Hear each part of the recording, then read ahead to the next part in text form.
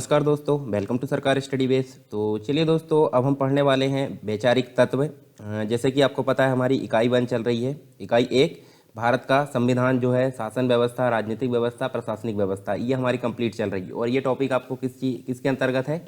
ये है पेपर 2 का ए के अंतर्गत। यानी कि इसके पेपर 2 के ए के अंतर्गत हम इकाई 1 पढ़ रहे हैं और इसमें हमारा भारतीय संविधान के अंतर्गत निर्माण, विशेषता इसकी, मूल ढांचा, प्रमुख संशोधन, ये सारी चीज़ हमारी कंप्लीट हो चुकी है। अब हम पढ़ने वाले वैचारिक तत्व, जिसके अंतर्गत हम देखेंगे उद्देशिका। उद्देशिका का मतलब क्या होता है? उद्देशिका का मतलब होता है प्रस्तावना। अब प्रस्तावना क्या होती है वो सारी चीज़ हम विस्तार से जानेंगे। इसके बाद भी बहुत सारी चीज़ें हमको इसमें देखने को मिलेगी, जैसे कि दार्शनिक भाग है कुछ संविधान के, जैसे मूल अधिकार है, राज्य के नीति निर्देशक तत्व है। इसके बाद हम देखेंगे मूल कर्तव्य। तो ये सारी चीज़ आपको देखने को मिलेगी। उसके बाद हम संघवाद देखेंगे, जिसमें आपको केंद्र और राज्य का संबंध देखने को मिलेगा, उच्चतम न्यायालय, उच्च न्यायालय, और साथ में इसी से संबंधित कुछ और चीज़ें हमको देखने को मिलेगी। तो चलिए इसको देख लेते हैं हम। सबसे पहले उद्देशिका को, इसे बोलते हैं भारतीय संविधान, यानी संविधान की प्रस्तावना या फिर प्रियम्बल ऑफ द कॉन्स्टिट्यूशन इसको बोला जाता है। ठीक है, इंग्लिश में इसको प्रियम्बल बोला जाता है और हिंदी में इसको प्रस्तावना बोला जाता है। और इसको एक और है उद्देशिका भी इसको बोला जाता है। तो हम सिंपल बोल सकते हैं। उसके पहले देखिए, हम सारी चीज़ें पढ़ने से पहले हम देख लेते हैं इससे संबंधित जो क्वेश्चन आए हैं। हालांकि मैंने पीछे बता चुका हूँ सारे क्वेश्चन आपको, जब जो पेपर 2 का पहला लेक्चर आया था उसमें मैं इन सारी चीज़ें यहाँ पे क्वेश्चन के बारे में सारी चीज़ें डिस्कस कर चुका हूँ। अब यहाँ पे आप देख सकते हैं, देखिए क्वेश्चन एक बार और देख लेते हैं। जैसे भारतीय संविधान की प्रस्तावना, इसको समझाना आपको, ठीक है, ये आपको देखने को मिलेगा 1989 में आया था। धर्मनिरपेक्षता के बारे में आप क्या समझते हैं ये आपको बताना है। ये शब्द आपको देखने को मिलेगा 42वां संविधान संशोधन हुआ था, उसके पश्चात इसको जोड़ा गया था संविधान में। धर्मनिरपेक्षता पर एक निबंध लिखना, ये बहुत मतलब 300 शब्द का क्वेश्चन था ये। तो यहाँ पे हम देख सकते हैं इसके बारे में आपको, मतलब अभी की बात करें तो अभी की बात में आपको 200 शब्द में लिखना पड़ेगा। इसके बाद संविधान जो है, भारत के संविधान की प्रस्तावना के प्रावधानों और उसके महत्व को समझाना है 250 शब्दों में। इसके बाद है भारत के संविधान की प्रस्तावना को लिखना है। देखिए प्रस्तावना ओनली अगर आप याद कर लेते हैं तो आपके 5 नंबर कहीं नहीं गए हैं, 5 नंबर आपके कंप्लीट रूप से मिलेंगे और इसमें नंबर कटने का सवाल पैदा ही नहीं होता है। भारतीय संविधान में दी गई प्रस्तावना का वर्णन करना है। उसके बाद देखिए प्रस्तावना देखिए 3 चीज़ें आपको सिर्फ प्रस्तावना का वर्णन करने के लिए आ रही है, बाकी चीज़ें उससे संबंधित है। यानी कि ये देखिए प्रस्तावना भी शब्द जोड़ा गया था, ये भी जोड़ा गया था। ये देखिए यहाँ पे आपको भारतीय मतलब 4 प्रश्न होगा। फिर प्रजातंत्र एवं गणतंत्र को समझाना है। तो ये चीज़ें, प्रजातंत्र मतलब लोकतंत्र और गणतंत्र मतलब रिपब्लिक, ठीक है। तो ये चीज़ें आपको समझाना। तो हम यहाँ देख लेते हैं। देखिए आपको प्रस्तावना दी है, इंग्लिश वाली भी दी है और हिंदी वाली भी दी है। तो हम हिंदी भाषी है तो हमको हिंदी मीडियम में देखना पड़ेगा, आप इंग्लिश भी देख सकते हैं। तो देखिए यहाँ है क्या, इसको एक बार पढ़ लेते हैं सारी चीज़ें, फिर हम इसके जो कंटेंट है वो सारी चीज़ों को हम डिस्कस करेंगे। तो यहाँ देख सकते हैं, देखिए हम भारत के लोग, भारत को देखिए, हम भारत के लोग मतलब ये आप कंप्लीट याद रखिए, हम भारत के लोग मतलब ये वाला, ठीक है। और जब लास्ट में क्या है, देखिए अधिनियमित, आत्मार्पित, या फिर जो भी हम बोल सकते हैं सभी चीज़ों की दृढ़ संकल्प होकर, मतलब जो सभी है भारत की जनता, वो यहाँ पे भारत की जनता के लिए सारी चीज़ें यहाँ पे अंदर हमको देखने को मिलेगी। इसलिए हम भारत के लोग यहाँ पे शुरुआत हुई है, स्रोत इसका जनता है, इसलिए यहाँ पे हम भारत के लोग बोला गया है। तो भारत के लोग क्या है, भारत को एक संपूर्ण प्रभुत्व संपन्न, इसके बाद समाजवादी, पंथनिरपेक्ष, लोकतंत्रात्मक गणराज्य बनाने के लिए तथा उसके समस्त नागरिकों को न्याय दिया जाता है। यहाँ 3 प्रकार के कौन कौन से, देखिए सामाजिक, आर्थिक और राजनीतिक न्याय। उसके बाद धर्म, विचार, अभिव्यक्ति, विश्वास, धर्म, इनकी एक प्रकार से उपासना और स्वतंत्रता यहाँ पे मिलेगी जनता को। उसके बाद प्रतिष्ठा और अवसर की समानता का अधिकार यहाँ पे डिस्कस किया गया। उसके बाद इसको प्राप्त करने के लिए तथा उन सब में व्यक्ति की गरिमा और राष्ट्र की एकता और अखंडता सुनिश्चित करने वाली बंधुता को बढ़ाने के लिए सभी लोग क्या हो रहा है, दृढ़ संकल्प होकर अपनी इस संविधान सभा में आज तारीख 26 नवंबर 1949, आप याद कर सकते हैं ये जो डेट है, यहाँ पर कुछ जो आर्टिकल है वो लागू हो गए थे, बाद में कंप्लीट रूप से आपको देखने को मिलेंगे 26 जनवरी 1950 को लागू होते हुए नजर आएंगे। मिति माघ शीष शुक्ल सप्तमी संवत 2006 विक्रमी, ये हिंदू कैलेंडर की तिथि एक प्रकार से को एतद द्वारा इस संविधान को अंगीकृत, अधिनियमित और आत्मार्पित करते हैं। तो हम भारत के लोग मतलब भारत की जनता जो है, कंप्लीट रूप से जो अंदर मटेरियल लिखा है वो भारत की जनता के लिए। तो हम बोल सकते हैं जो भारतीय संविधान है, भारतीय संविधान का एक सार के रूप में इसको बोल सकते हैं। सार मतलब एक प्रकार से प्रस्तावना मतलब समझ सकते हैं आप, शुरुआती जो जिस्ट होता है पूरे संविधान का, वो उसका एक प्रकार से परिचय हम बोल सकते हैं संविधान का। अगर इसको हटा भी दे तो कोई दिक्कत नहीं है, आगे हम देखेंगे प्रस्तावना से संबंधित कुछ चीज़ें, और मतलब प्रस्तावना को हटा भी दें तो कोई दिक्कत नहीं होती है, परंतु प्रस्तावना संविधान का सार होती है, इससे बहुत कुछ हमको सीखने को मिलता है, जानकारी मिलती है संविधान के विषय में। तो यहाँ देखिए, सबसे पहले बात कर लेते हैं प्रस्तावना का परिचय। तो हम याद रखें यहाँ पे देखिए, सबसे पहले जो है अमेरिका का संविधान में क्या हुआ था, प्रस्तावना लागू की गई थी। उसके बाद अन्य देशों में, मतलब देखिए हमारी जो प्रस्तावना है, प्रस्तावना कहाँ से ली गई है, यूएन जो चार्टर है, यूएन चार्टर से हमारी प्रस्तावना को लिया गया है, भारत की प्रस्तावना को। अब यूएन चार्टर में कहाँ से लिया गया है, यूएन चार्टर में यूएसए से लिया गया है। तो सबसे पहला अगर बात करें यूएसए, और यूएसए ने कहाँ, मतलब यूएसए के बाद कहाँ से आई, यूएन चार्टर, यूएन चार्टर के बाद अन्य देश, यानी कि भारत ने भी यहीं से लिया है। तो हम याद रख सकते हैं सबसे पहले अमेरिका के संविधान में जो है प्रस्तावना को सम्मिलित किया गया था। इसके बाद अन्य देश, जिसमें कि हम बोल सकते हैं भारत भी शामिल है, भारत ने भी प्रस्तावना को अंगीकृत किया था, मतलब अपने संविधान में शामिल किया था। अब प्रस्तावना जो होती है एक प्रकार से संविधान का परिचय हम बोल सकते हैं उसको, या फिर हम उसको भूमिका बोल सकते हैं संविधान की, और एक प्रकार से संविधान का सार भी बोल सकते हैं। एक विख्यात न्यायविद और संवैधानिक विशेषज्ञ जिनका नाम है N.A. पालकीवाला, ये इन्होंने संविधान का परिचय पत्र कहा है, किसको, प्रस्तावना को। याद रखना है, ये कथन भी कभी कभी पूछ लिया जाता है। N.A. पालकीवाला के द्वारा बोला गया है संविधान का परिचय पत्र है प्रस्तावना। इसके बाद हम देख सकते हैं भारतीय संविधान की जो प्रस्तावना है वो किस पे आधारित है, उद्देश्य प्रस्ताव। अब उद्देश्य प्रस्ताव किसके द्वारा पारित किया गया था, उद्देश्य प्रस्ताव प्रस्तुत किया गया था नेहरू जी के द्वारा। नेहरू जी के द्वारा उद्देश्य प्रस्ताव प्रस्तुत किया गया था कब, 13 दिसंबर को। ठीक है, 13 दिसंबर 1946 को। आपको पता होगा 9 दिसंबर को पहली बैठक हुई थी, 11 दिसंबर को दूसरी बैठक हुई थी, और 13 दिसंबर को यहाँ उद्देश्य प्रस्ताव पारित हुआ था, यहाँ प्रस्तुत हुआ था। और जो उद्देश्य प्रस्ताव है वो 22 जनवरी 1947 को यहाँ पे संविधान सभा के द्वारा क्या कर लिया गया था, स्वीकार कर लिया गया था। तो ये उद्देश्य प्रस्ताव पर आधारित है हमारी प्रस्तावना। इसके अलावा एक संशोधन भी हुआ प्रस्तावना में एक बार, जिसको हम बोलते हैं 42वां संविधान संशोधन 1976 के द्वारा हुआ है। इसको एक प्रकार से मिनी कॉन्स्टिट्यूशन भी बोला जाता है, और इसी के तहत प्रस्तावना में 3 शब्द जोड़े गए। कौन कौन से, एक तो समाजवादी जोड़ा गया, एक तो धर्मनिरपेक्ष जोड़ा गया, और एक अखंडता जोड़ा गया। ठीक है, तो 3 शब्द आपको याद रखना है, कब कब जोड़ा गया, ये तीनों जो है 42वें संविधान संशोधन 1976 के मतलब दौरान जोड़े गए। तो काफ़ी यहाँ पे देख सकते हैं हम, काफ़ी इंपॉर्टेंट है, हमारी प्रस्तावना के बारे में हमने पढ़ा। इसके बाद यहाँ हम देख सकते हैं preamble as a part of constitution, मतलब संविधान के जो भाग है उसके रूप में अगर देखें तो इससे संबंधित कुछ हमको प्रावधान देखने को मिलते हैं। अलग अलग यहाँ पे केस देखने को मिलते हैं, जैसे कि बेरुवाड़ी संघ, इन्होंने अलग कुछ कहा है। केशवानंद भारती, ये काफ़ी फेमस केस है।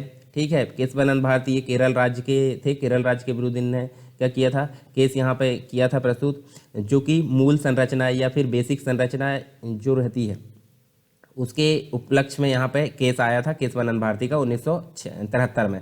ठीक है, अब केशवानंद भारती का जो केस था काफ़ी इंपॉर्टेंट, वो उसके बारे में हमने डिस्कस कर चुका है पीछे, अभी हम सिर्फ ओवरव्यू देखेंगे। फिर LIC ऑफ इंडिया जो केस आया वो 1995 में आया। तो तीनों केस है ये यहाँ पे बताते हैं कि जो प्रस्तावना है वो संविधान का भाग है या नहीं है, किस प्रकार से है, वो सारी चीज़ यहाँ पे ये डिस्कस करते हैं। तो सबसे पहले हम बात करते हैं बेरुवाड़ी संघ की। तो बेरुवाड़ी संघ कब आया, 1960 में आया। इस मामले में क्या कहा गया, इस मामले में बोला गया जो उच्चतम न्यायालय है, उच्चतम न्यायालय ने कहा कि प्रस्तावना संविधान में निहित सामान्य जो प्रयोजन है उसको दर्शाता है। मतलब एक प्रकार से हम बोल सकते हैं परिचय को दर्शाता है, जितनी भी चीज़ें संविधान में है उसका एक प्रकार से भूमिका या फिर परिचय को दर्शाता है, ऐसा बोला गया इस मामले में। किसने, सुप्रीम कोर्ट के द्वारा।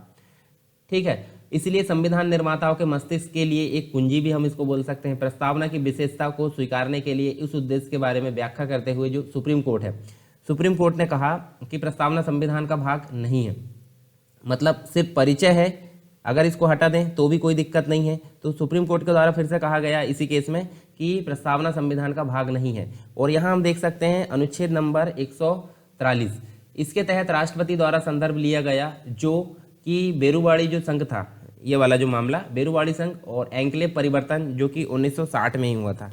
ठीक है, 1960 के बारे में भारत पाकिस्तान समझौते को लागू करने से संबंधित था। ठीक है, तो यहाँ हम देख सकते हैं सुप्रीम कोर्ट ने यहाँ पे सिर्फ इसको परिचय कहा है और उसके पश्चात यहाँ पे संविधान का भाग नहीं माना है बेरुवाड़ी संघ मामले के अंतर्गत। दूसरा केस जो है केशवानंद भारती का केस आता है, जो कि काफ़ी इंपॉर्टेंट है। तो इस मामले में हमको याद है, इस मामले में उच्चतम न्यायालय ने क्या कहा था, उच्चतम न्यायालय ने पूर्व की व्याख्या जो थी, पूर्व की व्याख्या मतलब यहाँ उन्होंने क्या माना था, यहाँ पे उन्होंने माना था कि सिर्फ परिचय है, उसको हटा भी मतलब एक प्रकार से भाग नहीं बोल सकते हैं संविधान का।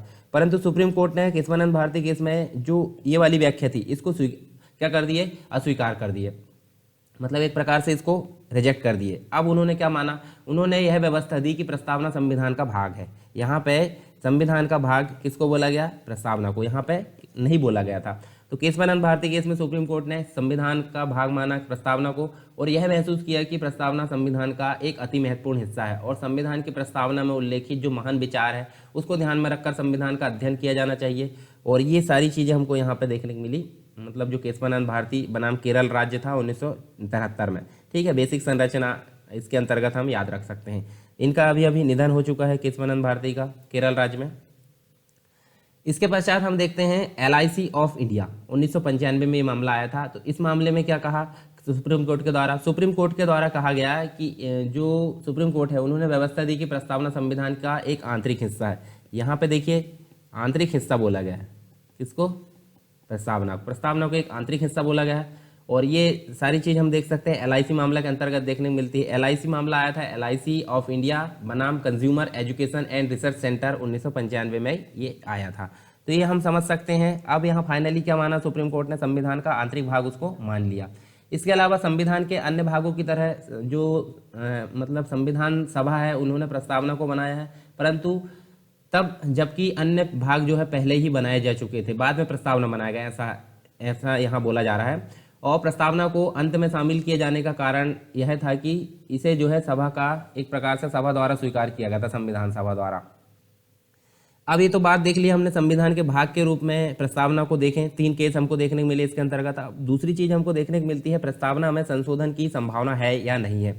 तो जैसे कि बेसिक स्ट्रक्चर का कॉन्सेप्ट आया था, बेसिक स्ट्रक्चर में आपको पता होगा, बेसिक स्ट्रक्चर में जैसे फंडामेंटल राइट है, प्रियम्बल है यानी कि प्रस्तावना है, उसके बाद बहुत सारी न्यायपालिका की स्वतंत्रता है, शक्तियों का पृथक्करण है, ये सारी चीज़ हमको देखने को मिलती है किसमें, एक प्रकार से बेसिक स्ट्रक्चर के तहत ये सारी चीज़ें हमको देखने को मिलती है। तो यहाँ हम देख सकते हैं जो एक प्रकार से प्रस्तावना है, प्रस्तावना में संशोधन हो सकता या नहीं हो सकता, इस प्रकार से यहाँ बात की जा रही है। तो हम वही देखने वाले हैं, प्रस्तावना में संशोधन हो सकता नहीं हो सकता। तो एक प्रकार से जो संशोधन है उसके संबंध में हमने देखे थे क्या क्या चीज़ें उसमें बेसिक स्ट्रक्चर के तहत आती है, तो उन सभी चीज़ों के बारे में हम एक प्रकार से वहाँ डिस्कस कर चुके हैं, और यहाँ पे हम जो है उसको डिस्कस नहीं करेंगे। ठीक है, तो यहाँ देखिए प्रस्तावना में संशोधन हो सकता है कि नहीं, 368 में ये प्रावधान दिया गया है प्रस्तावना में संशोधन से संबंधित। अगर देखें तो यहाँ देख सकते हैं हम, देखिए जो प्रस्तावना है, प्रस्तावना में संशोधन हो सकता है नहीं हो सकता, 368 में ये एक प्रकार से बोला जा सकता है। और ये प्रश्न पहली बार कब आया, पहली बार आया 1973 में। 1973 किससे संबंधित है, केशवानंद भारती, केशवानंद भारती में जो है एक प्रकार से ये केस में ये प्रश्न उठा कि 368 के तहत क्या प्रस्तावना को एक प्रकार से संशोधित किया जा सकता है, और ये विचार सामने आया कि संशोधन नहीं किया जा सकता, मतलब इसमें संशोधन नहीं किया जा सकता क्योंकि एक प्रकार से ये संविधान का भाग नहीं है। याचिकाकर्ता जो थे इन्होंने कहा कि 368 जो है, 368 जिसमें संविधान का प्रावधान दिया गया है संविधान संशोधन का, इसके जरिए संविधान के मूल तत्व, मूल विशेषताओं जो कि प्रस्तावना में उल्लेखित है उसको ध्वस्त करने वाला संशोधन नहीं किया जा सकता। मतलब बात की जा रही है बेसिक स्ट्रक्चर को आप बिगाड़ नहीं सकते। अब बेसिक स्ट्रक्चर का कॉन्सेप्ट क्या है आपको पता होगा, मेन जो घर है इसकी नींव बनी है, उसके बाद है कॉलम बने हैं, बीम बनी है, सारी चीज़ यहाँ बनी है। अंदर हमने क्या करी है, देखो पार्टीशन नहीं बनाए हैं, एक बेसिक स्ट्रक्चर यहाँ खड़ा कर दिए हैं। अंदर हम अपनी व्यवस्था के अनुसार ऑफिस खोल सकते हैं, बैंक खोल सकते हैं, हम कुछ गेम खेलने के लिए कुछ यहाँ पे हॉल बना सकते हैं, या फिर रहने के लिए कोई अंदर व्यवस्था कर सकते हैं। तो अंदर आप किसी भी प्रकार का चेंजेस कर सकते हैं, बाकी जो बाहर का जो स्ट्रक्चर है वो आप चेंज नहीं कर सकते यहाँ पे। तो उसी के तहत यहाँ बोला गया है कि आप संविधान में किसी भी प्रकार का चेंजेस कर सकते हैं, परंतु उसकी बेसिक स्ट्रक्चर को आप छेड़छाड़ नहीं करोगे। तो यहीं पे बात की जा रही है, 368 के तहत संशोधन तो किया जा सकता है, परंतु ध्वस्त करने वाला संशोधन यहाँ पर नहीं किया जा सकता। उच्चतम न्यायालय ने व्यवस्था दी कि प्रस्तावना जो है संविधान का एक प्रकार से मतलब संविधान का भाग है। मतलब जो उच्चतम न्यायालय अभी हमने पीछे देखे थे, एक केशवानंद भारती केस आया था, उसमें संविधान का भाग उन्होंने माना सुप्रीम कोर्ट ने, और न्यायालय ने अपना यह मत किसमें एक प्रकार से मतलब जो बेरुवाड़ी यूनियन संघ आया था, मतलब बेरुवाड़ी जो यूनियन केस आया था 1960 में, उसके तहत दिया था और कहा था कि प्रस्तावना को संशोधित किया जा सकता है। अब शर्त क्या थी? संशोधित तो किया जा सकता है परंतु मूल विशेषता में संशोधन नहीं किया जा सकता, यानी बेसिक स्ट्रक्चर में छेड़छाड़ नहीं की जा सकती। हम बोले दूसरे शब्दों में तो एक प्रकार से न्यायालय ने व्यवस्था दी कि प्रस्तावना में निहित मूल जो थी, यानी मूल संरचना या बेसिक स्ट्रक्चर था, उसमें निहित मूल की जो प्रस्तावना है उसमें मूल विशेषताओं को अनुच्छेद 368 के तहत संशोधन नहीं किया जा सकता। मतलब संशोधन भी किया जा सकता है परंतु बेसिक स्ट्रक्चर में छेड़छाड़ नहीं की जा सकती। इसके अलावा जो उच्चतम न्यायालय उन्होंने यह पाया मतलब निष्कर्ष के तौर पर कि हमारे संविधान की मूल भावना प्रस्तावना में उल्लेखित तत्वों पर आधारित है। यदि उनमें से किसी तत्व को हटाया जाता है तो संविधान का जो ढांचा है वो एक प्रकार से अस्थिर हो जाएगा, एक प्रकार से वो बिखर जाएगा, हम एक बोल सकते हैं, या अक्षुण्ण नहीं रह पाएगा। तो अखंडता का भाग एक प्रकार से प्रस्तावना को माना गया और संसद की संशोधन करने की शक्ति में वे शक्तियां नहीं आती जो संविधान के मूल ढांचे को संशोधित करे या उसकी अखंडता को नष्ट करे। तो संसद के पास हालांकि पावर है परंतु इस प्रकार की पावर नहीं है कि वो संविधान के जो एक प्रकार से एक जो बेसिक स्ट्रक्चर है उसको चेंज करे। ठीक है, इसके अलावा एक बार यहाँ पे संशोधन तो हुआ है, वो हमने अभी देखे 42वां संविधान संशोधन हुआ 1976 में। इसमें संशोधन किया गया परंतु इसमें जोड़ा गया था किन कौन कौन सी चीजें जोड़ी गई थी? ये 3 शब्द जोड़े गए थे, समाजवादी, धर्मनिरपेक्ष और अखंडता। 3 शब्द यहाँ पे जोड़े गए थे और इस संशोधन को वैध करार दिया गया। अब बेसिक स्ट्रक्चर की अगर बात करें तो बेसिक स्ट्रक्चर में आपको क्या क्या चीजें देखने को मिलती है वो हमने पिछले लेक्चर में देख लिए थे, उसको हम यहाँ पे ज़्यादा डिस्कस नहीं करेंगे। जैसे कि बेसिक स्ट्रक्चर में आपको जैसे संविधान की सर्वोच्चता यानी कि सबसे ऊपर संविधान देखने को मिलेगा। उसके बाद राजनीति की सार्वभौमिकता, लोकतांत्रिक, गणतंत्रात्मक या फिर धर्मनिरपेक्ष, ये सभी हम देखने को मिलेंगे बेसिक स्ट्रक्चर के तहत आते हैं। अब बेसिक स्ट्रक्चर यहाँ पे अच्छे से डिफाइन नहीं किया गया संविधान में, ये डिपेंड करता है कि जो केस आया है उसके संबंध में जो सुप्रीम कोर्ट है, सुप्रीम कोर्ट के द्वारा ये जांच करके किया जाएगा कि ये सही में बेसिक स्ट्रक्चर का हनन कर रहा है, ये संशोधन या नहीं कर रहा है। तो सुप्रीम कोर्ट के द्वारा उस कंडीशन को यहाँ पे वर्तमान कंडीशन को ध्यान में रखते हुए बेसिक स्ट्रक्चर की जो डेफिनेशन है वो दी जा सकती है। तो हम ये यहाँ पे देख सकते हैं। अब बात करें प्रस्तावना के तत्व की, तो प्रस्तावना के तत्व के अंतर्गत हम देख सकते हैं मूल रूप से हम देखें तो इसमें 4 तत्व हमको देखने को मिलते हैं। कौन कौन से? देखें, संविधान के अधिकार का स्रोत हम देख सकते हैं यानी कि जनता, भारत की प्रकृति कैसी है, संप्रभुता वाली प्रकृति, वो हम देखेंगे। अब संविधान के उद्देश्य क्या है? उद्देश्य हम देख सकते हैं न्याय दिलाना, ठीक है, समानता का अधिकार, बहुत सारी चीजें, और लागू होने की तिथि। तो ये चारों चीजें हम यहाँ देखेंगे। उसके पहले हम एक और ये देखिए एक्सपेंड करके यहाँ देख लेते हैं, संविधान जो प्रस्तावना है उसकी विषय वस्तु देख लेते हैं। तो संविधान का स्रोत हमने देखे, स्रोत की अगर बात करें तो हम भारत के लोग, जो शुरुआती सबसे पहला जो वाक्य है, मतलब शब्द, एक सेंटेंस हम बोल सकते हैं, छोटा सा आधा सेंटेंस, वो है हम भारत के लोग। हम भारत के लोग मतलब संविधान का स्रोत हम इसको बोल सकते हैं। इसके अलावा हम देख सकते हैं राज्य का स्वरूप। तो राज्य का स्वरूप हमको कैसा देखने को मिलेगा? संपूर्ण प्रभुत्व संपन्न मिलेगा, इसके बाद समाजवाद मिलेगा, पंथ निरपेक्ष मिलेगा, लोकतंत्रात्मक, गणराज्य, ये सारी चीज हमको राज्य का स्वरूप देखने को मिलेगा।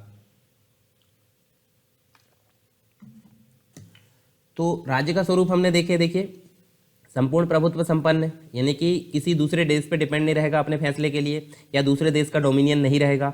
पंथ निरपेक्ष, लोकतंत्रात्मक, समाजवाद, गणराज्य, ये सारी चीज हमको राज्य के स्वरूप के अंतर्गत देखने मिलेगी। शासन व्यवस्था कैसी रहेगी? यहाँ पे शासन व्यवस्था, एक तो न्याय मिलेगा, यहाँ पे स्वतंत्रता मिलेगी, समता का अधिकार मिलेगा, बंधुत्व मिलेगा। न्याय भी 3 प्रकार के हैं, वो हम आगे देखने वाले हैं। संविधान का जो अधिनियमन है वो 26 नवंबर 1949 को कहा जाता है, ठीक है, ये 1949 को यहाँ पे कुछ यहाँ पे लागू हो गए थे। अब यहाँ आपको क्वेश्चन का आंसर बताना है कि जो विधि दिवस है वो कब मनाया जाता है, मतलब हमारे यहाँ पे, ठीक है, तो आपको कमेंट बॉक्स में उसका आंसर बताना है। तो चलिए, यहाँ पे जो संविधान का स्रोत है वो क्या बोलता है?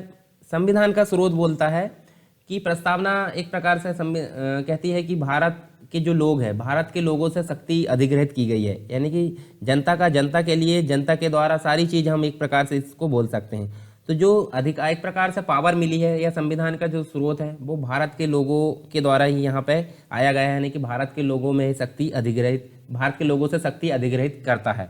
इसके बाद भारत की प्रकृति हमने क्या देखें ये संप्रभु है, समाजवादी, धर्मनिरपेक्ष, लोकतंत्रात्मक, गणराज्य जो हमने नीचे देखे। और संविधान का उद्देश्य क्या है? न्याय दिलाना, स्वतंत्रता, समानता, बंधुत्व और मतलब यहाँ पर संविधान के प्रमुख उद्देश्य देखने को मिलते हैं। अधिनियम भी हमने देख लिए 26 नवंबर 1949, ये सारी चीज़ हम यहाँ देख चुके हैं।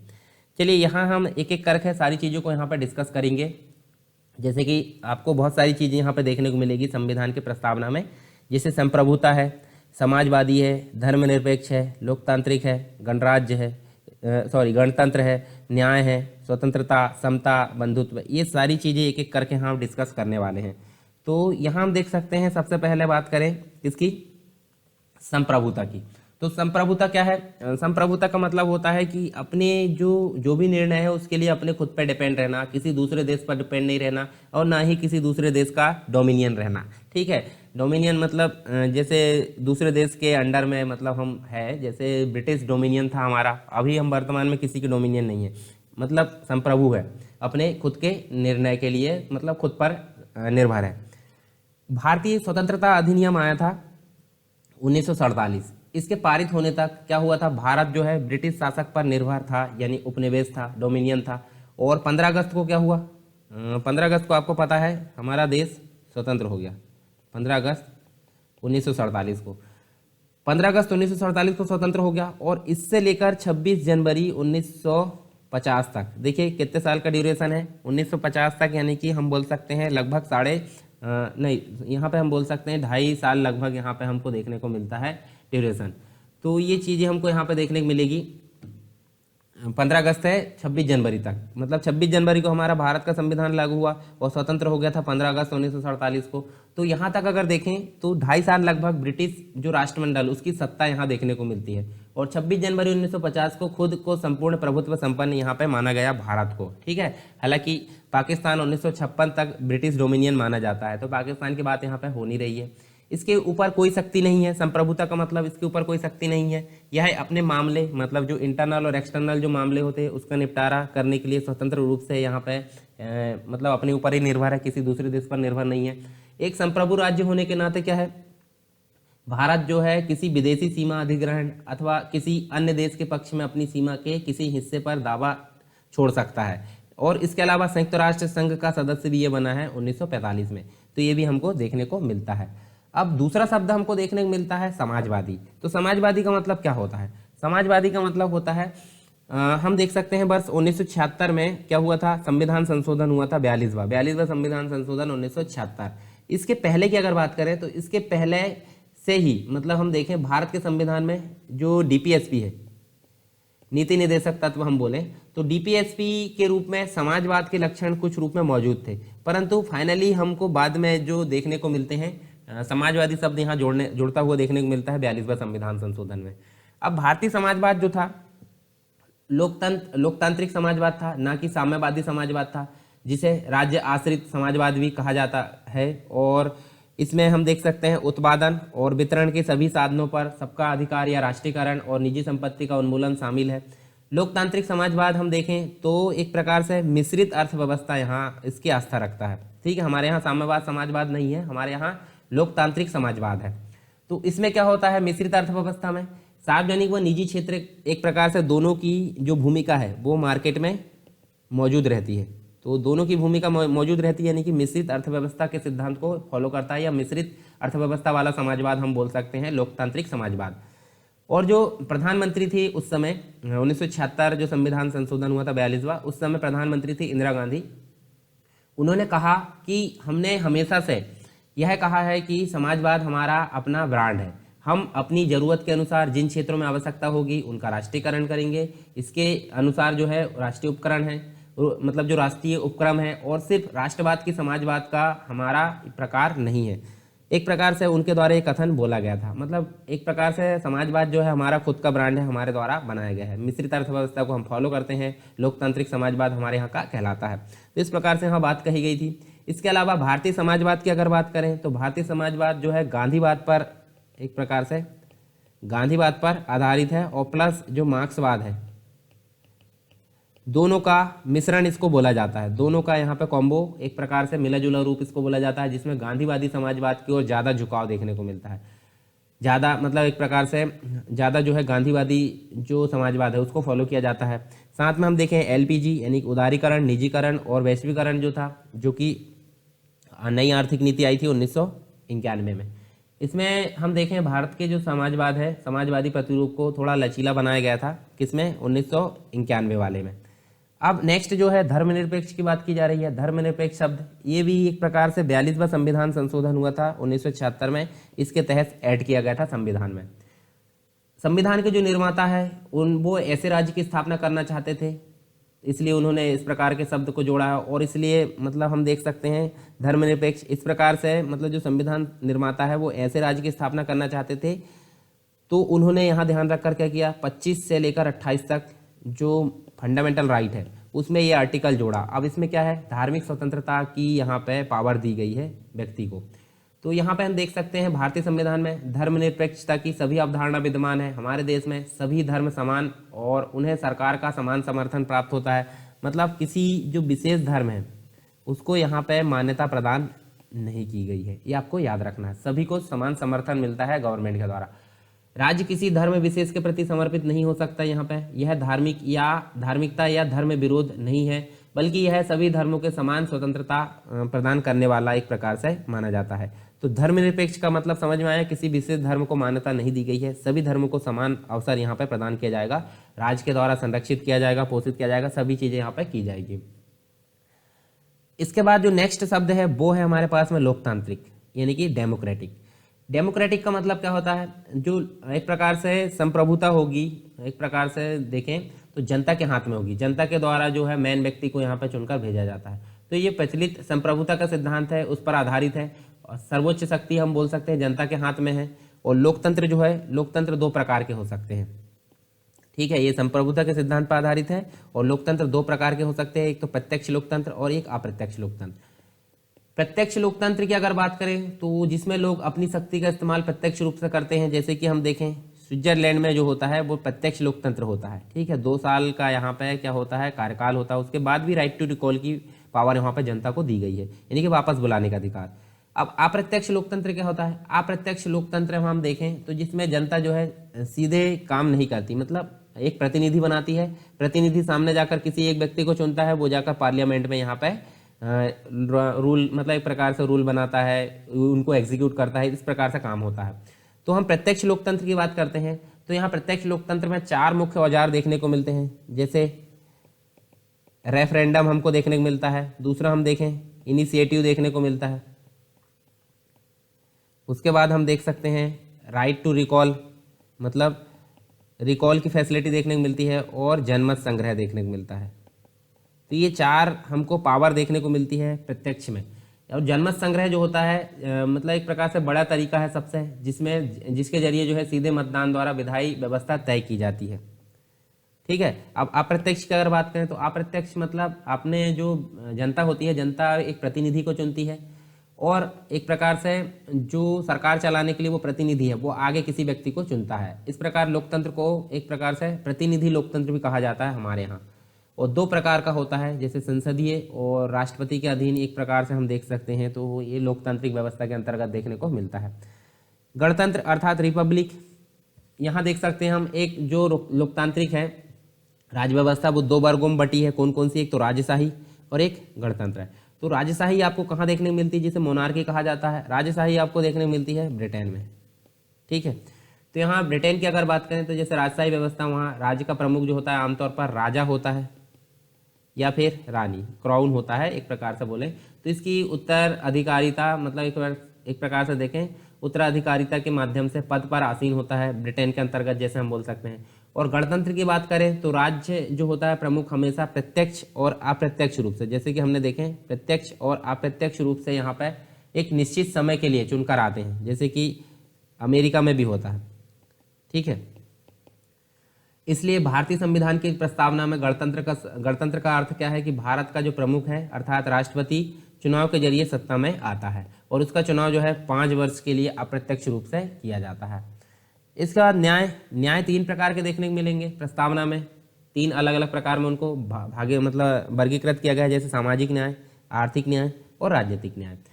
तो जैसे देखें, जो तीनों न्याय है इनकी सुरक्षा जो होती है मौलिक अधिकार और नीति निर्देशक जो सिद्धांत है उसके विभिन्न उपबंधों के जरिए की जाती है। जैसे कि सामाजिक न्याय की मैं बात करूं तो सामाजिक न्याय जो होती है हर व्यक्ति के साथ हम देखें तो जाति होता है, रंग, लिंग, धर्म, इन सभी के आधार पर मतलब जो है मतलब जो जाति है, रंग है, लिंग है, धर्म है, इनके विभेद मतलब इनके आधार पर कोई विभेद नहीं किया जाएगा या भेदभाव नहीं किया जाएगा, यानी कि सभी के साथ समान व्यवहार किया जाएगा। अर्थात समाज में किसी वर्ग विशेष के लिए विशेष अधिकारों की अनुपस्थिति और अनुसूचित जाति, जनजाति, अन्य पिछड़े वर्ग तथा जो महिलाएं होती है उनकी स्थिति में सुधार करना इसका मुख्य लक्ष्य होता है। मतलब जाति, रंग, लिंग, धर्म के आधार पर भेदभाव किए बिना सबको समान अधिकार यहाँ पर प्रदान किया जाएगा। आर्थिक न्याय की अगर मैं बात करूं तो आर्थिक कारणों के आधार पर किसी व्यक्ति का भेदभाव नहीं किया जाएगा। इसमें जैसे संपत्ति है, संपत्ति की असमानता को दूर करना इसका मुख्य लक्ष्य होता है। इसके अलावा जो सामाजिक न्याय और आर्थिक न्याय है उसका मिला जुला रूप अनुपाती न्याय को परिलक्षित भी करता है। राजनीतिक न्याय की अगर बात करें हम तो राजनीतिक न्याय का मतलब क्या होता है, प्रत्येक व्यक्ति को समान राजनीतिक अधिकार प्राप्त होते हैं।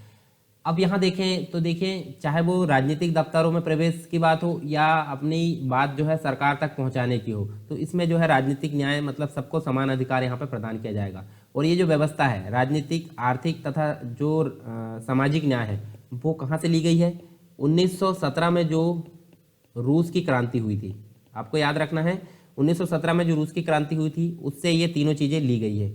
मतलब न्याय लिए गए सामाजिक, आर्थिक और राजनीतिक न्याय, तो आपको याद रखना है ये चीज़ें। उसके बाद हम देख सकते हैं स्वतंत्रता की बात करें तो स्वतंत्रता हमको देखने को मिलेगी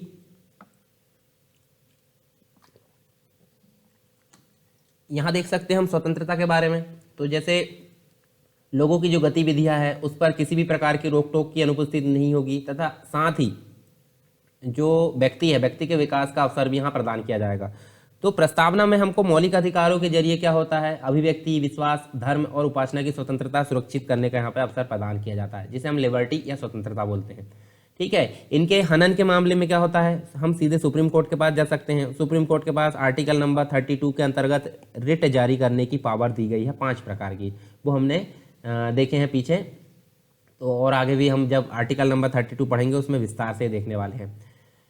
हमारी प्रस्तावना की बात करें तो ये फ्रांस की क्रांति जो कि 1789 से लेकर 1799 तक जो हुई थी उसमें जो है स्वतंत्रता, समानता और बंधुत्व के आदर्शों को यहाँ से अधिग्रहित किया गया है या फिर यहाँ से एक्सेप्ट किया गया है। उसके बाद देखते हैं हम नेक्स्ट जो है हमारे सामने समानता।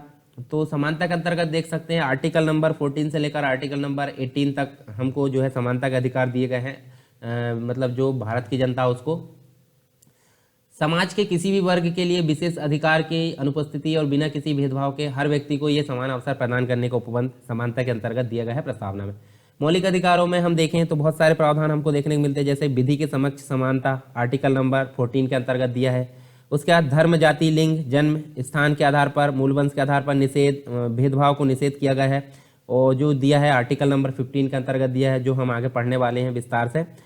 लोक नियोजन के विषय मतलब जो नौकरी मिलती है हमको, ठीक है, जॉब मिलती है सरकारी वाली जो भी, तो उसमें एक प्रकार से भेदभाव नहीं किया जाएगा, तो उसमें यहाँ दिया गया है आर्टिकल नंबर 16 पे। अनटचेबिलिटी यानी कि अस्पृश्यता का अंत जो है उससे संबंधित जो प्रावधान है वो दिया गया है आर्टिकल नंबर 17 में। उपाधियों का अंत, जैसे राजा, महाराजा साहब, बहादुर साहब, ये इस प्रकार की जो ब्रिटेन के द्वारा जो उपाधि दी गई थी, सिर्फ शिक्षा और कुछ जो है एक प्रकार से गवर्नमेंट के द्वारा जो दी जाती है उसको छोड़कर अगर देखें तो ये उपाधियों का अंत का प्रावधान दिया गया है आर्टिकल नंबर 18 में। अब संविधान की अगर बात करें, संविधान में 2 ऐसे उपबंध है जो राजनीतिक समानता को सुनिश्चित करते हुए प्रतीत होती है। जैसे कि पहला अगर बात करें हम तो पहले के अंतर्गत हमको देखने को मिलता है मतलब जो है हम देखें आर्टिकल नंबर हमको देखने को मिलता है 325। तो 325 में क्या बोला गया है, धर्म, जाति, लिंग अथवा वर्ग के आधार पर किसी व्यक्ति को मतदाता सूची में शामिल होने के लिए अयोग्य करार नहीं दिया जा सकता। मतलब जिस व्यक्ति की उम्र कम से कम 18 वर्ष या उससे अधिक है उस व्यक्ति को बिना किसी विभेद के क्या किया जाएगा, वोट देने का अधिकार यहाँ पर प्रदान किया जाएगा। ठीक है, भेदभाव नहीं किया जा सकता, आर्टिकल नंबर 325 में ये बोला गया है। ठीक है, इसके अलावा दूसरी बात क्या है, अनुच्छेद नंबर 324 में क्या बोला जा रहा है, लोकसभा और विधानसभा में जो है वयस्क मतदान का प्रावधान भी यहाँ पे दिया गया है, तो यहाँ पे भी विभेद नहीं किया जाएगा। इसके अलावा राज्य के नीति निर्देशक सिद्धांत है, जिसे हम डीपीएसपी बोलते हैं, directive principle of state policy. राज्य के नीति निर्देशक सिद्धांत, जो कि आर्टिकल नंबर हम देख सकते हैं 39 के अंतर्गत, जो फीमेल होती है और मेल होते हैं, दोनों मेल और फीमेल को जीवन यापन के लिए पर्याप्त साधन और समान काम के लिए समान वेतन यहाँ पर देने का अधिकार सुरक्षित रखा गया है। कैसे? जैसे कोई व्यक्ति कोई काम कर रहा है, लेबर का काम कर रहा है, ठीक है, तो उसको दिया जा रहा है मेल पर्सन को कितना, 300 रुपये, और वही काम अगर फीमेल कर रही तो उसको दिया जा रहा है 200। आप देखिए वही काम है तो भाई यहाँ पे समान अधिकार होना चाहिए ना। मतलब जो काम को करने के लिए मेल को 300 रुपये मिल रहा है, वही काम फीमेल को करने के लिए 250 रुपये या 200 रुपये मिल रहा है, तो ऐसा भेदभाव नहीं किया जाएगा, ये आर्टिकल नंबर 39 में बोला गया है। चलिए नेक्स्ट जो हमारे सामने है बंधुत्व या भाईचारे की भावना। तो हम देख सकते हैं यहाँ पे बंधुत्व या भाईचारे की भावना के अंतर्गत संविधान जो है उसमें एकल नागरिकता के जो एक तंत्र है उसके माध्यम से भाईचारे की भावना को प्रोत्साहित किया गया है। यानी कि भारत के किसी भी राज्य में पैदा हुआ व्यक्ति हो उसको एक ही नागरिकता प्राप्त होगी, वो होगी भारतीय नागरिकता, यानी कि किसी राज्य विशेष की नागरिकता जैसे कि अमेरिका में होती है उस प्रकार यहाँ व्यवस्था नहीं की गई है। मौलिक कर्तव्य की बात करें तो मौलिक कर्तव्य जो है अनुच्छेद नंबर 51 में हमको बात कही गई है कि हर भारतीय नागरिक का कर्तव्य होगा कि वह धार्मिक भाषाई क्षेत्र के आधार पर या अथवा हम बोल सकते हैं वर्ग विविधताओं से ऊपर उठकर सौहार्द और आपसी भाईचारे की भावना को प्रोत्साहित करे। ठीक है, मतलब किसी भी जाति वर्ग लिंग इनके आधार पर हम देखें हमारी जो है इन सभी से ऊपर हमारी भाईचारे की भावना होना चाहिए, यहाँ पे बात कही गई है आर्टिकल नंबर 51 का, जो कि मौलिक कर्तव्य के अंतर्गत आता है। बंधुत्व में दो बातें सुनिश्चित की जाती है, जैसे कि हम देखें पहला जो है व्यक्ति का सम्मान यहाँ पे देखा जाता है और दूसरा जो है देश की एकता और अखंडता को ध्यान में रखा जाता है। किसमें? बंधुत्व के अंतर्गत। और अखंडता शब्द को क्या किया गया था? 42वां संविधान संशोधन 1976 के तहत यहाँ पे जोड़ा गया था, जो कि मिनी कॉन्स्टिट्यूशन के नाम से जाना जाता है। इसके बाद हम सारे शब्द तो हमने देख लिए, अब बात करें हम प्रस्तावना का इंपॉर्टेंस क्या है, प्रस्तावना का महत्व क्या है, तो वो हमको देखने को मिलेगा बहुत सारी चीज़ यहाँ पे। जैसे प्रस्तावना जो है, प्रस्तावना एक प्रकार से जो आधारभूत दर्शन है और राजनीतिक धार्मिक व नैतिक मूल कर्तव्यों का एक प्रकार से यहाँ पर उल्लेख किया गया है और हमारे संविधान का आधार भी इसको बोला जाता है, काफ़ी इंपॉर्टेंट है। संविधान निर्माता में मतलब जो संविधान निर्माता थे उसमें महत्वपूर्ण भूमिका निभाने वाले एक व्यक्ति थे, संविधान सभा के जो अध्यक्ष थे सर अल्लादी कृष्ण स्वामी अय्यर। इन्होंने क्या कहा है संविधान को, संविधान की प्रस्तावना को, जो संविधान की प्रस्तावना है वो हमारे दीर्घकालिक सपनों का विचार इसको माना है सर अल्लादी कृष्ण स्वामी अय्यर के द्वारा। इसके अलावा एक और व्यक्ति थे सुप्रसिद्ध जो अंग्रेज राजनीतिक थे जिनका नाम था सर अर्नेस्ट बारकर। ठीक है, राजनीति शास्त्री एक प्रकार से हम बोल सकते हैं सर अर्नेस्ट बारकर। इन्होंने संविधान की प्रस्तावना जो है लिखने वालों को राजनीतिक बुद्धिजीवी कहकर अपना सम्मान देते हुए क्या कहा है कि संविधान जो है, संविधान एक प्रकार से जो प्रस्तावना है संविधान की कुंजी मतलब नोट एक प्रकार से बोला है, कुंजी नोट इसको कहा है कि इन्होंने सर अर्नेस्ट बारकर के द्वारा ही कहा गया है। अब पूर्व मुख्य न्यायाधीश हम बोले जो एक प्रकार से देखें भारत के सुप्रीम कोर्ट के पूर्व मुख्य न्यायाधीश एम हिदायतुल्लाह का मानना है कि प्रस्तावना अमेरिका की स्वतंत्रता की घोषणा के समान है, लेकिन उस घोषणा से कहीं ज़्यादा इसको इन्होंने बोला है। तो हम बोल सकते हैं प्रस्तावना काफ़ी इंपॉर्टेंट है और यह हमारे संविधान की आत्मा बोली जाती है, जिसमें हमारे राजनीतिक समाज के तौर तरीकों को दर्शाया गया है और इसमें गंभीर संकल्प यहाँ पर शामिल किया गया है जिन्हें क्रांति के रूप में परिवर्तित किया जा सकता, मतलब एक प्रकार से क्रांति ही परिवर्तित की जा सकती है, क्रांति के द्वारा ही, मतलब एक प्रकार से आसानी से इनको परिवर्तित नहीं किया जा सकता। तो हम देख सकते हैं हमने प्रस्तावना के बारे में सारी चीज़ें यहाँ पर डिस्कस किया है कंप्लीट रूप से, प्रस्तावना क्या होती है उनसे संबंधित सारी चीज़ें यहाँ पर जानी है और एक बार हम यहाँ पर जाकर देख लेते हैं हमने क्या क्या चीज़ें डिस्कस की हैं। तो देखिए प्रस्तावना आपको याद रखना है, खास करके अगर प्रस्तावना की मैं बात करूँ तो आपको प्रस्तावना ये कंप्लीट रूप से याद रखना है। मतलब यहाँ पे ये जो है जितनी भी चीज़ें यहाँ पे लिखी है वो आपको कंप्लीट रूप से यहाँ पे याद रखना है। ये देखो ये कंप्लीट आपको यहाँ पे दी है, हम भारत के लोग और आत्मार्पित करते हैं, यहाँ तक आपको कंप्लीट याद होनी चाहिए। अब रटना बिल्कुल नहीं है, रटोगे तो आप भूल जाओगे, तो इसलिए आपको राइट कर करके देखना है। एक बार आपको क्या करना है, लिख कर देखना है, 4 5 6 बार लिख लीजिए, आपको ऑटोमेटिक वो दिमाग में फीड हो जाएगी। आपके हाथ खुद ब खुद वहाँ पे जो है पेन चलना शुरू हो जाएगा, क्या क्या शब्द आते हैं। तो आपके दिमाग पर ज़्यादा जोर न दे, अपनी उंगलियों पर ज़्यादा जोर दे, अपने हाथ में। आपको पता है हम जब लिखते हैं तो लिखते समय हमारी जो उंगली होती है, जो भी हाथ से हम लिखते हैं उन उंगलियों में भी मेमोरी होती है एक प्रकार से। जैसे हम टाइपिंग करते हैं तो हम आंख बंद कर कर भी अगर टाइपिंग कर रहे हैं तो हमारी उंगली ऑटोमेटिक क्या होती है, टाइपिंग कर लेती है। उसी प्रकार हमारी उंगली जो होती है लिखते समय भी यहाँ पे बहुत मेमोरी उसमें होती है। तो आप इस प्रकार ध्यान देते चलें।